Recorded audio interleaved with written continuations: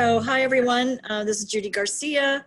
I'm the career counselor for the College of Science, and I want to introduce Brandon Wall, who is an alum, and we're gonna talk a little bit about his experience as a student and now into his career as a science educator. So, Brandon, why don't you go ahead and just first of all tell us a little bit about yourself?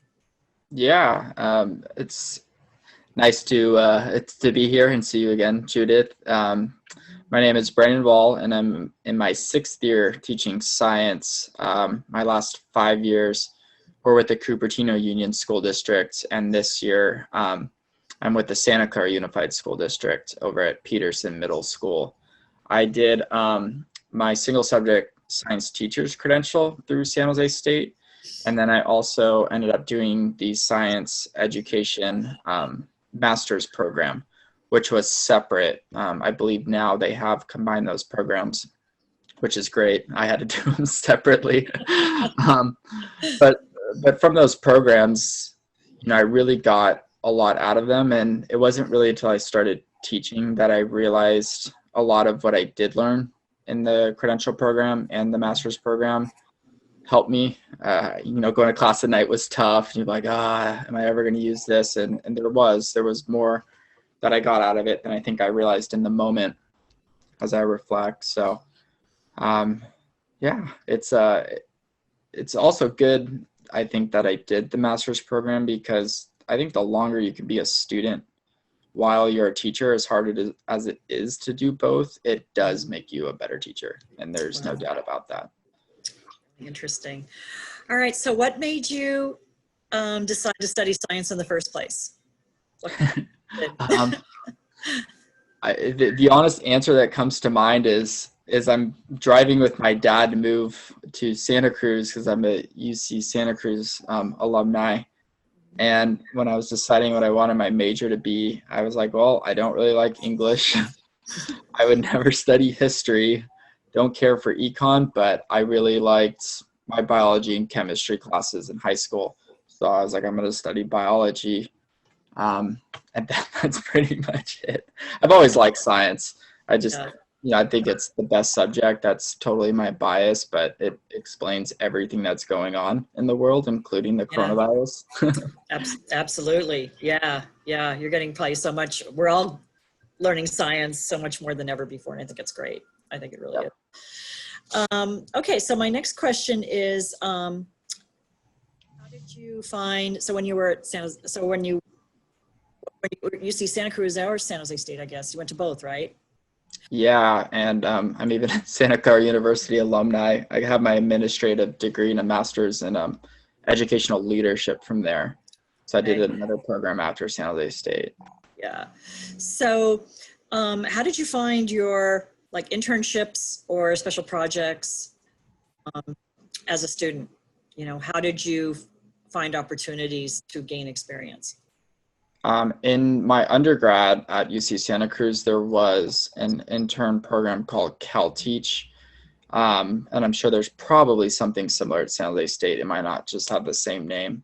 But a student had done an announcement before a lecture in one of my, I think it was chem class. And then it was like a 1-unit course, and you got placed with the teacher in public ed. And so I did multiple 10-week internships once a quarter at schools in Aptos and in Capitola, and then eventually even Watsonville. And as soon as I graduated from college, I got my substitute credential. The day my degree was posted, that was the first thing I did. Because I just think that the best way to understand the teaching profession is just to be in a classroom. Whether you're observing or you're working closely with the teacher, you have to be with kids to understand kids. Yeah, for sure. So what would you say your the benefits to you were from attending SJSU? A lot. My quality of education, I will say, was great at San Jose State, both credential program and master's. In fact, I think it was better than Santa Clara University. Don't tell anyone that. So yeah, and also credit to the people in my cohort. I think that once you get to those graduate level programs, your peers kind of almost matter more than the professors, because you are with a people that's a much more specialized group compared to undergrad. And you benefit a lot when you're around other people that have similar interests and desires that you do. Yeah. So like, the reason why I got my first job was a guy in my cohort in my first semester, like, told me that Cupertino paid really well for subs, and I had no idea. And the next day I signed up to sub there. And long story short, I got a job at a school I frequently subbed at.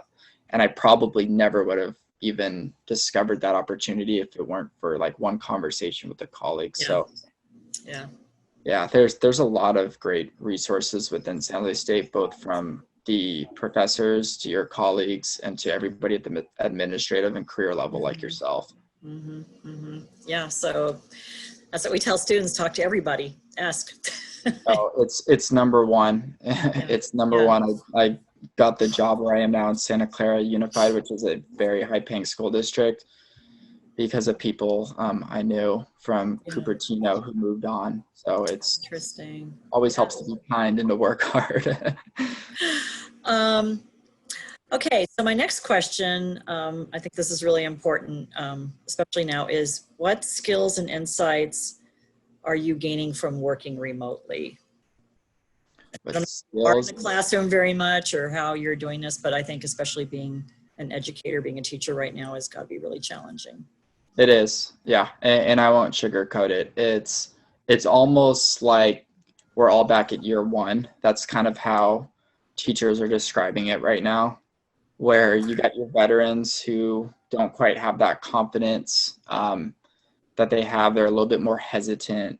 They're spending more time to do things that they wouldn't otherwise. And so I think the one thing it's taught me is that you just have to be flexible and you have to be understanding, because students are going through all sorts of challenges that sometimes we know, but a lot of the times we don't.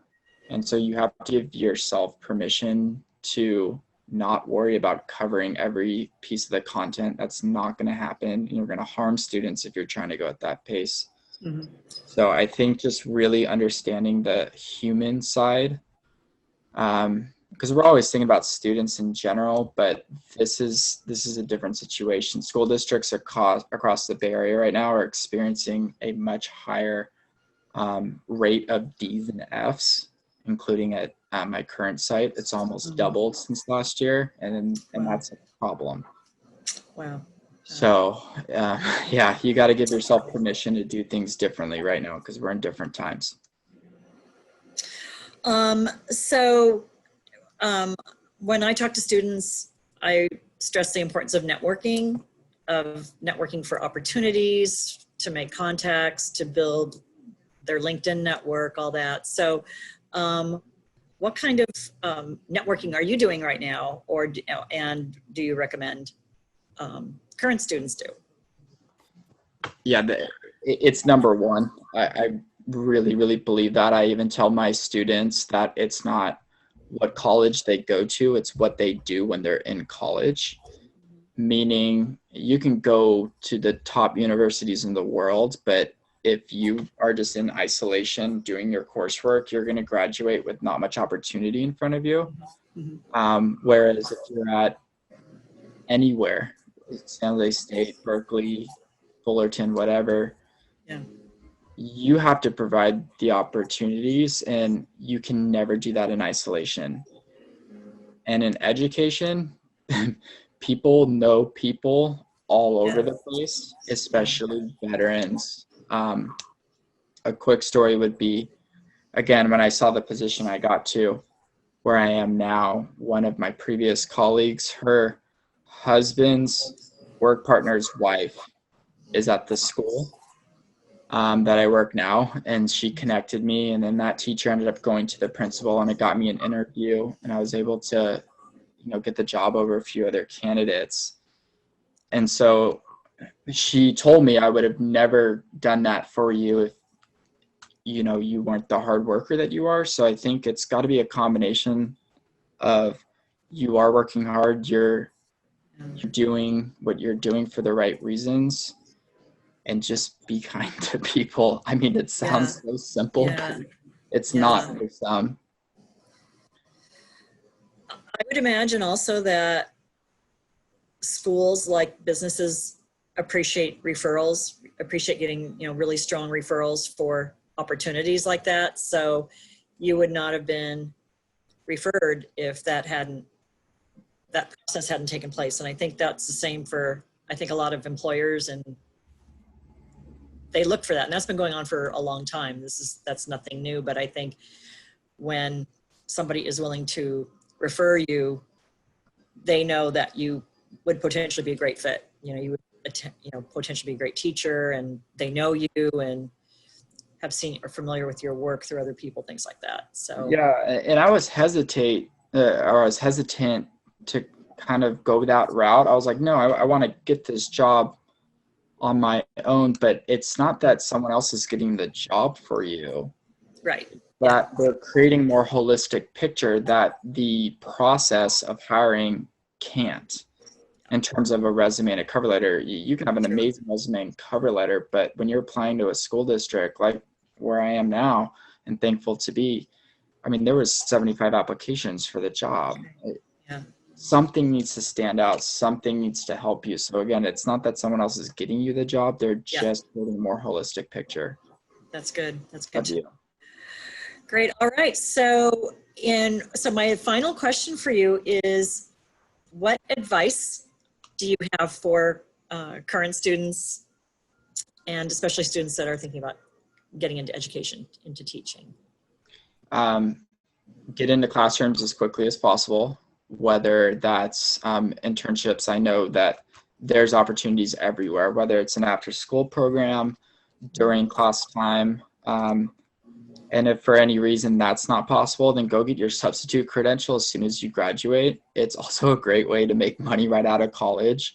And it's a lot easier than you think subbing, or at least at the high school level it was for me. Elementary's was a little bit more difficult, but just get into classrooms. And even if it's not education or you're interested in, you need to get yourself there and live it.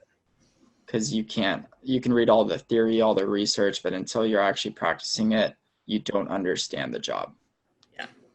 Yeah, I agree. All right. Well, thank you so much for taking the time out and letting me interview you and share some great information for the students. And have a great weekend. And thank you. Stay healthy. You too, Judith. Let me know if there's anything else you need, okay?